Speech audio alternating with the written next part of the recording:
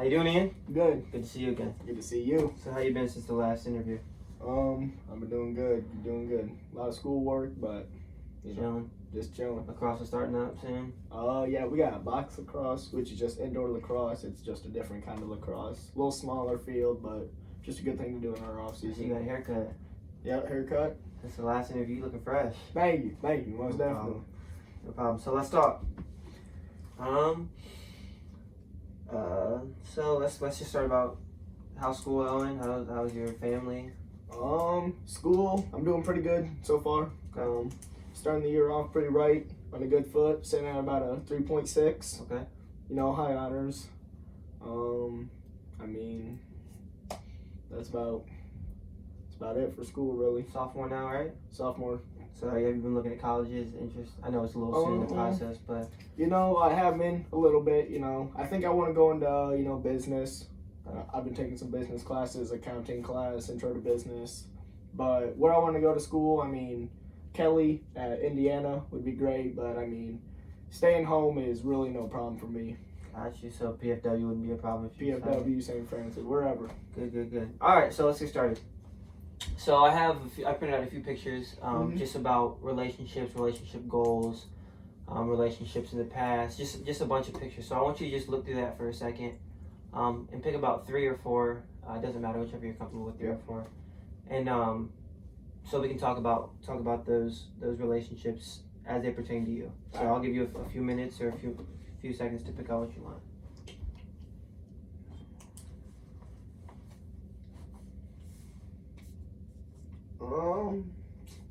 I'm thinking church. Church would be a good one to talk about. Okay. Top of that, I think school. School's always important. Let's throw that one in. And for this last one, let's talk about. Let's go with one of my relationships with my parents and my family. All right. So let's just start out with school. It says Hickory Center Elementary School here, so we'll just start out with that since it's probably the farthest thing from you now since you're in high school. Yep. So Hickory Center, I know you go to Carroll High School now, so Hickory Center's down the street. So how did you like it? Hickory Center, I feel like that was a great building blocks into my future schooling. Learned a lot of good things there. Had great teachers all the time. It was always good energy going to school, and it really got me to not be one of those kids that dreaded school. It really got me going, and it gave me something to look forward to. So you like the environment? Yeah, for sure. For sure. So let's just talk about the school a little more. Teachers. You went there from what, kindergarten? You started kindergarten to 5th grade. So is there a memorable moment or teacher or teaching moment that you had in there that just stuck with you? A couple teachers that stick out. First off, Mr. Lance. Okay. I remember he still is a baseball coach, and at the time I played baseball a lot. He always, every time I walked into school, we'd talk a little bit about baseball, just those little conversations Little in the morning. icebreakers. Yep. Okay. When I walked into school, it was always nice seeing him because you knew he was always going to talk about something. And, although I didn't have him for class before, whenever I could talk to him, he really always made an effort to come see me, and I really liked that. And another person is Mr. Bodenstein. He's my gym teacher. And also in elementary school, I ran cross country, and he was my cross country coach. And I just feel like he was always outgoing, and he was always the first one to, come talk to you if you were scared to start a conversation. He always would lead you in the right path, get you talking with people, and just a great guy overall. So let's go a little farther in the school. I know you live in the Carroll district, and Hickory Center's, Yep. It leads into Carroll. So let's talk a little bit about middle school. So I know that you went to Hickory Center. Did a lot of your friends from Hickory Center go to, what middle school did you go to? Carroll. So did they go to Carroll Middle School as well?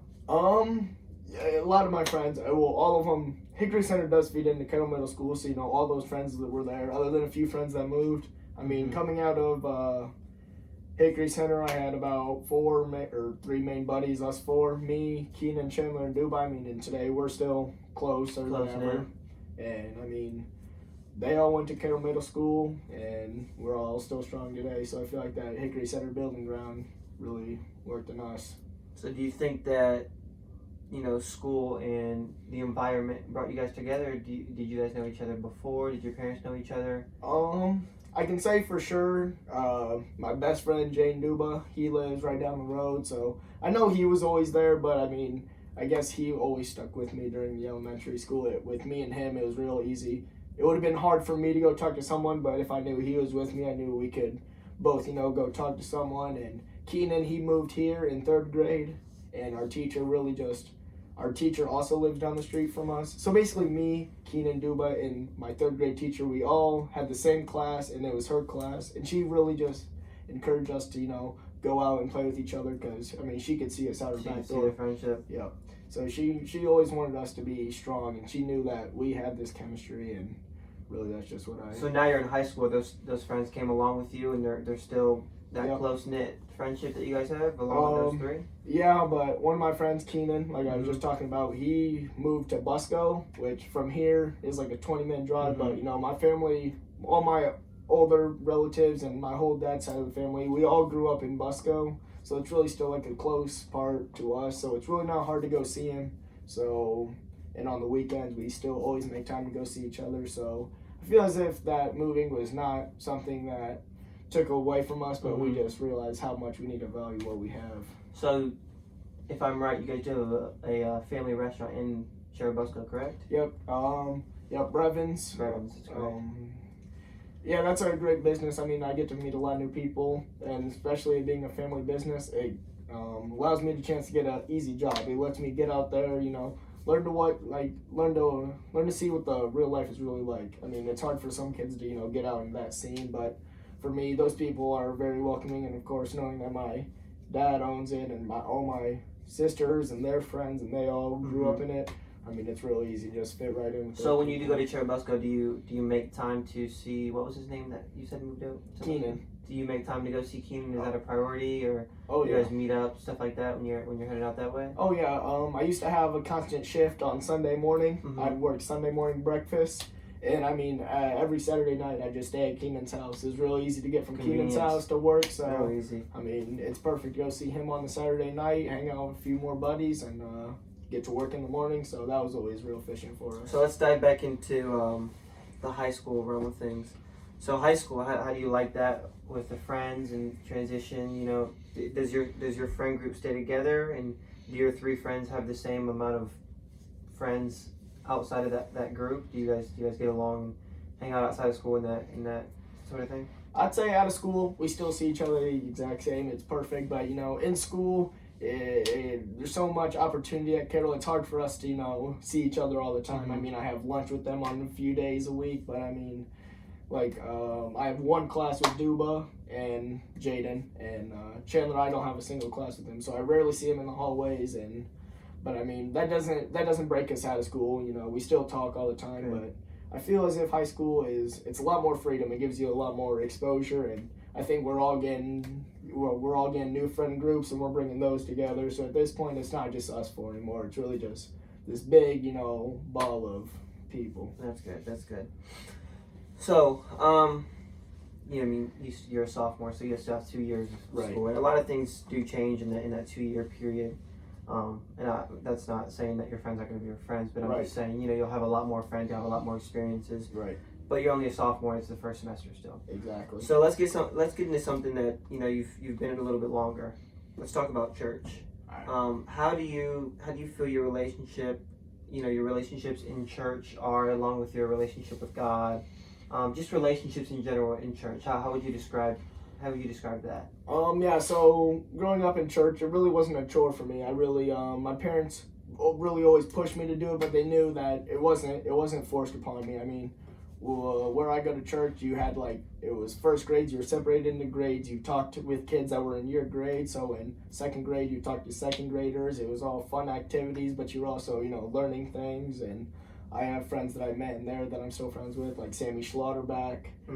We're still buddies, and now that he went to a different elementary school, he went to the rivalry middle school, Maple Creek. Okay. And now we're friends in Carroll High School just because from that church bond. And then Project 5, I feel like that was a good opportunity to see really what I wanted my future to look like, because in Project 5, I met kids similar to your age. They were leading our small groups, and they were just the way they took time out of their Sundays, and being that young, they would still come and, you know, spend time with us every Sunday. And then, you know, middle school came around, opportunities came around, and it's kind of where we are now. So, what church is this? Pathway. Pathway, right? Oh, the big church right down the street. Right. So, how do you like the church overall? I think the church overall is a great atmosphere. You know, I feel I've been to other churches, and it's not like I've just been to Pathway. I've not tried other churches, but, you know, down the road, obviously, I've been to other. And just special for Sunday, special speaker, stuff like that. Yep.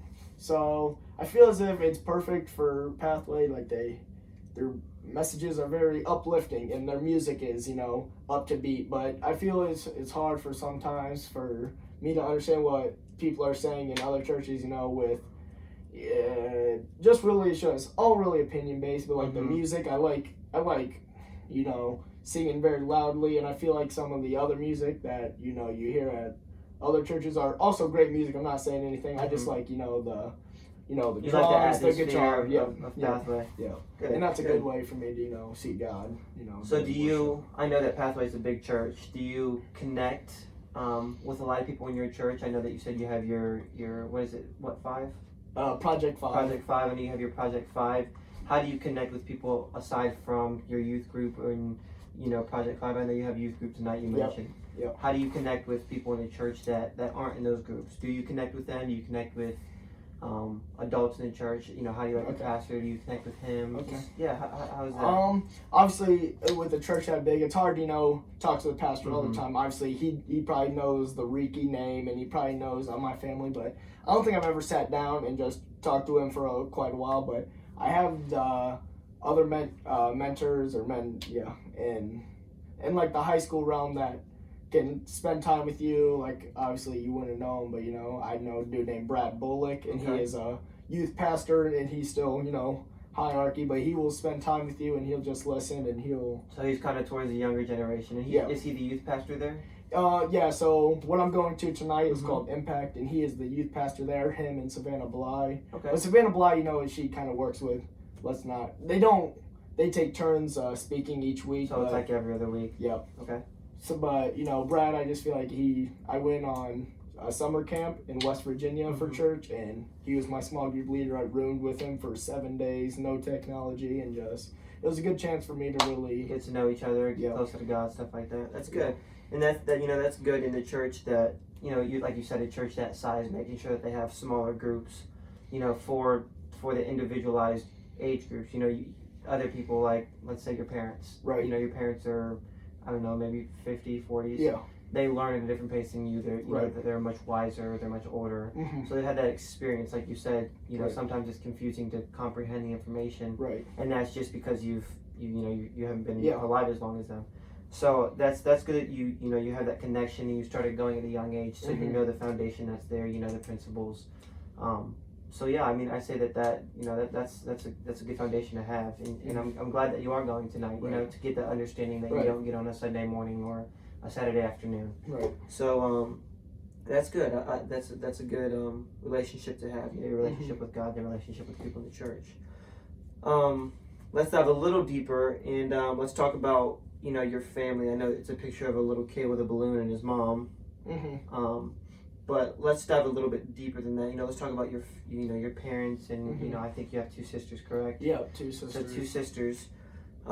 Let's just talk about them from when you were little. You know, support groups, and you know they're your foundation, your mom and dad. So just talk about them, and just a little more insight on what they do and how they do it for you, and how they show the love and relationship that you have, why you have that relationship. Yeah. So both my sisters are older than me by a good, let's just say 4 years, 5 years. So they have a good age on me, and basically growing up, my parents always had time for me, but you know, my sisters always loved to help out. They loved, you know, holding me and feeding me and, you know, playing with me. They always thought I was the next big thing. They thought I was awesome, but really just growing up with them, it really gave me another perspective. You know, they weren't a big brother. They didn't rough me up. They didn't make me tougher, but they did things bigger than that. You know? Different perspective. Yeah, they didn't just. They changed my personality for the better. They taught me what it's really like. You know, they gave me advice. They let me hang out with their friends. They let me, do all these things that, the little kid would dream. They always want to be friends with, the older sister's boyfriend, or, I always wanted to, fit in and talk to those kids. And when they would always give me that opportunity, or, they'd play a game with me, it would mean so much. That's good. That's good. I know that you're involved in sports, and you have been. You've played baseball. I know you play lacrosse currently. Have you played any other sports? I wrestled in 8th grade. Okay. I played soccer at a young age, and really just those four. So, you said that they were a big support group. So let's just start with, what did you play first? I'd say I probably played baseball first. Baseball. So how did your family support you, knowing that you had older sisters? Were they always there? Were they involved?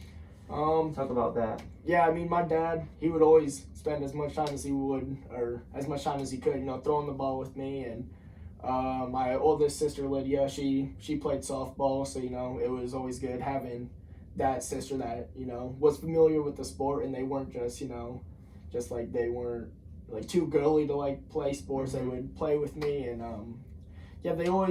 my dad always just pushed me to, be better, but he knew that I knew that whatever I did, he knew that, whatever I did, I knew that he was going to support it, whether I, stopped playing, whether I had a bad game, I knew he would tell me what I did wrong. But spirit, no matter the circumstances. Yeah. So how are your sisters? You said Lydia played softball. So how was Audrey? Was she around and helping and supporting as well?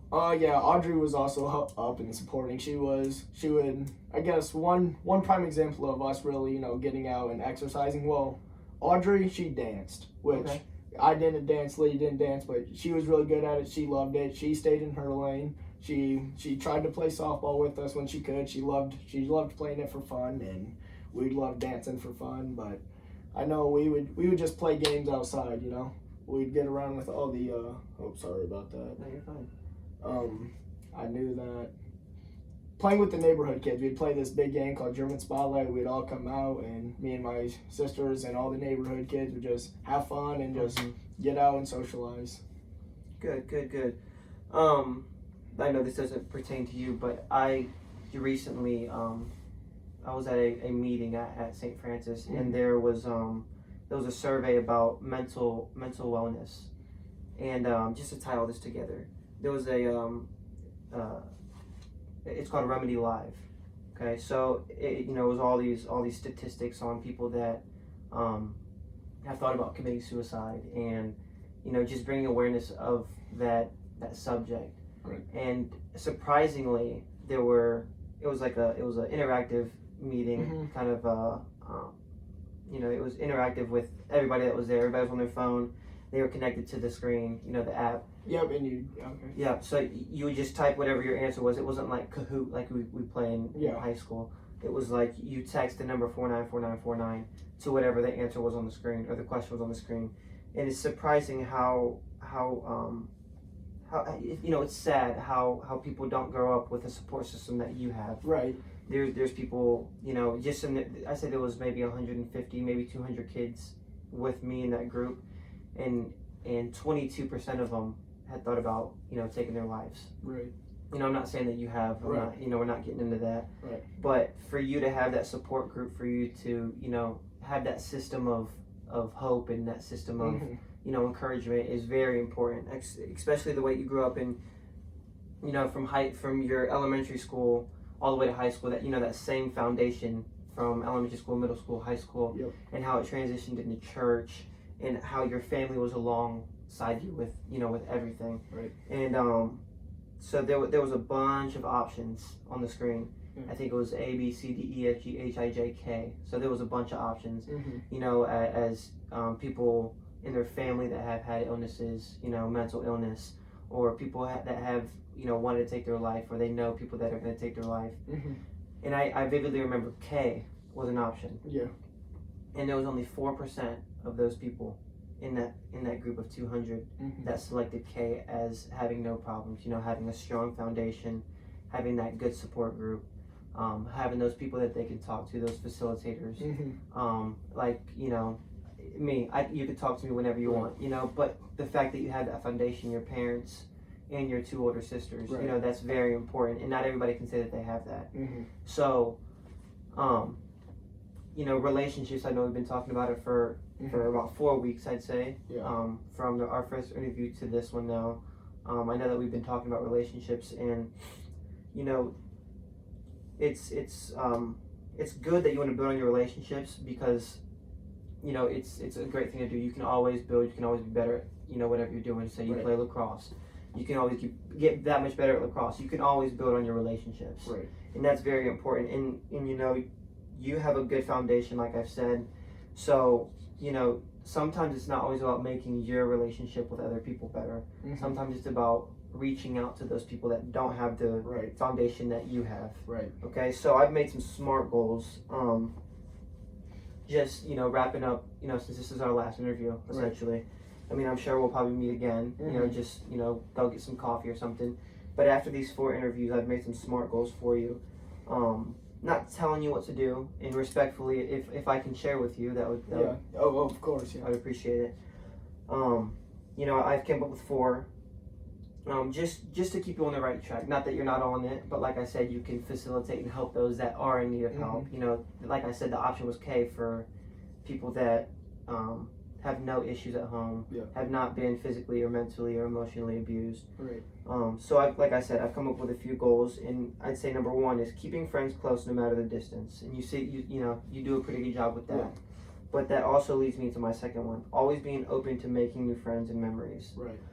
You have a good foundation, so making sure that, you know, you're always nice and outgoing and, you know, aware of those people that do need your help. Right. You know, making sure that that option of K, that 4% that was in that meeting I was in, you know, we want that percentage to get bigger. Right. You know, so relationships is very important. Mm-hmm. You know, with you and me, you know, we've built a relationship over our interviews, Yeah. along with you being, you know, have built your relationships with your family. Yeah. It's important to build relationships with those that you don't know. Mm-hmm. You know, you like you said, you have your close friend group, and you guys branch out and make friends. But let's see how much bigger we can make that. You see what I'm saying? Yeah. So a lot of the times people hang out with people that are similar to them. Like you play sports, I play sports. Right. So we would get along. Yeah. Right. But see if there's there's people out there that don't play sports. You know. Yeah. Like not just in the neighborhood, but in school, at church. You know, just because they're in a good, you know, setting doesn't mean that they always have everything together. Right. So, like I said, being open to making new friends and memories with those people. Leads me to number 3. Keep that close family relationship that you have with, you know, with your family. You know, as you guys grow together, and when you have kids, I know that you mentioned, you know, 3 and 4 that we came up with, that you want your relationship with your family to manifest into the relationship that you have with your wife and your kids. You want to have that same foundation because you've grown up well. Right. And the things that you can teach them, make sure you teach them well. Right. Because say that, you know, your kids have friends that struggle with something. You know, having those relationships with your kids, they build off of what you have, the foundation that you show. So having that, you know, can infect people in a positive way. Right. So I know that you said you raise your kids the way that you've been raised, which I think is very important. Yeah. Which leads me to my last point. Number 4, it says live in the present, and have a good time in the here and now. So, you know, we can always think about helping those that need help. We can always think about how much better our relationships can get, right? But let's live here. Let's, you know, this relationship that we've built, you know, let's you know, settle in right here, and let's make it the best that we can now, because maybe down the road I have an issue, right? And I know that I've made a good enough connection with you to reach out with you. So making that connection now, so you never know how it will, you know, help or hurt somebody. Right. That's why you always want to be nice and always build, and, you know, always get to know that person better and build relationships, not only in your family but to the world. Right. So, it was good meeting with you again. Of course. So, thank you. Of course. Any thoughts you have? Any questions? Anything you want to say? No, I think you summed up everything great. I'm just glad that you chose me. You know, I'm glad that I'm able to, you know, have someone. Yeah, and I know I have other people, but I know I have that, you know, third option. I have that second option. I have that, you know, backup plan. If I ever need someone to talk to right now and no one can listen, I know I can always text you. I can always shoot you a text and see if you want to go grab a snack or something. I know that, you know, at the end of the day, I still have someone that I can come talk to, you know. Good. And that's what it's about, man. Just, you know, having those role models as facilitators and those friends that you can always count on. So, I'm glad you picked the topic, man. Yeah, so, of course. yep, I think this is the end for us. Yeah. So, yep, thank you again, man. Of course.